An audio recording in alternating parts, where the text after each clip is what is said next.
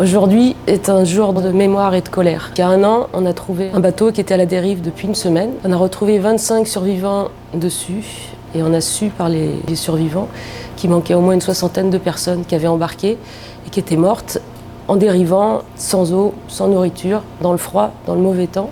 Des gens qui meurent, que leur cœur abandonne, c'est une mort absolument terrible.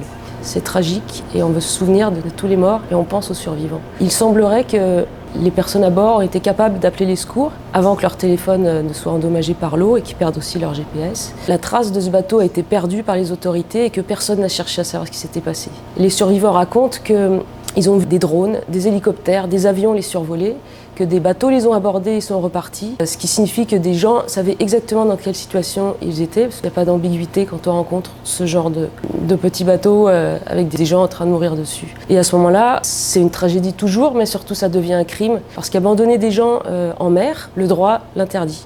Ce qui paraît fou dans cette histoire, c'est que faire du sauvetage en mer devient un acte de résistance légale, mais un acte de résistance contre une espèce de hiérarchisation des vies qui fait que certaines vies vont compter plus que d'autres et que les autorités, au mépris des lois, peuvent se permettre de négliger des vies humaines qui valent autant que toutes les vies humaines.